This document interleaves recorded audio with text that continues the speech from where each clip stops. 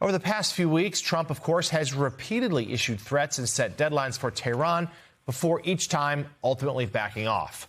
A pattern that's played out at least 6 times since late March. Trump was asked by reporters yesterday about this latest decision.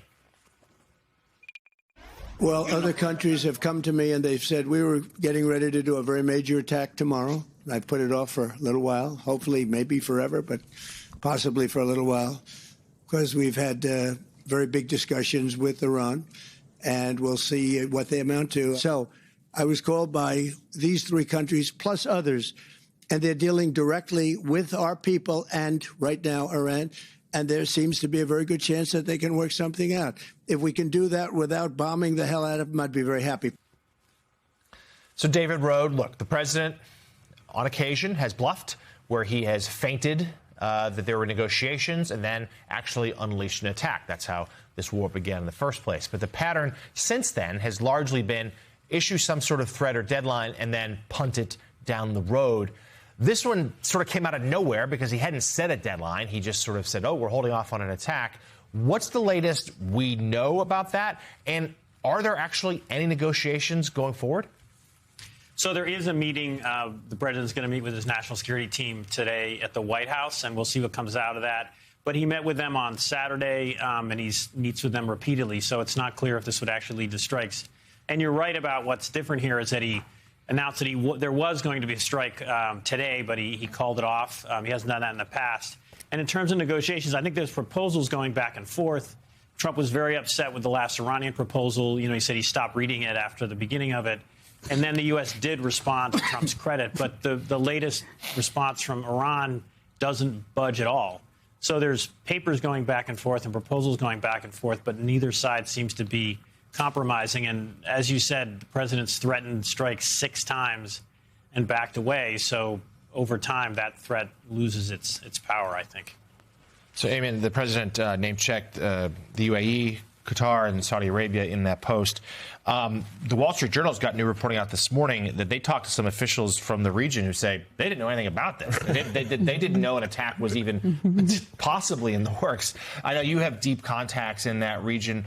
What are you hearing about this, if anything, but also just how are they feeling about this current sort of like stasis where it's, you know, Iran's empowered, certainly over the Strait of Hormuz. At minimum, that's a significant economic toll they're inflicting. Yeah, I mean, I think people in that part of the world, and certainly the leaders I've been speaking to pretty frequently throughout all of this, are extremely frustrated with where America has put that part of the world in.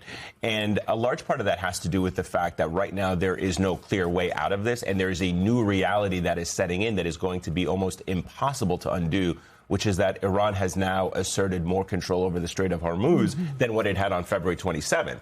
And one of the fundamental problems that we have right now in the region as a result of this American action is what David alluded to, is that you keep threatening more strikes, more attacks. But the reality of it is no one has any clear indication what military operations could change Iranian behavior to look like, which means that anything short of going in on the ground, capturing large parts of the country to prevent Iranian drones from attacking the Strait of Hormuz or trying to topple the regime, more of the same is not going to change Iranian behavior. And so our allies in the Gulf, who I've been speaking to, on one hand, don't want America to resume the war, but on the other hand, cannot accept the status quo that now their major lifeline for economic viability, tourism, openness to the world, flights, is now basically dominated by the presence of Iran in the Strait of Hormuz and the paralysis that this war has brought. There's no end in sight, and there's no clear plan of action going forward. And with no end in sight, we see prices continue to rise. Yep. We see President Trump's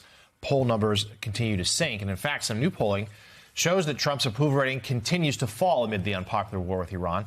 The latest New York Times Siena poll shows that nearly 2/3 of Americans think that going to war was the wrong decision, including almost 3/4 of independent voters.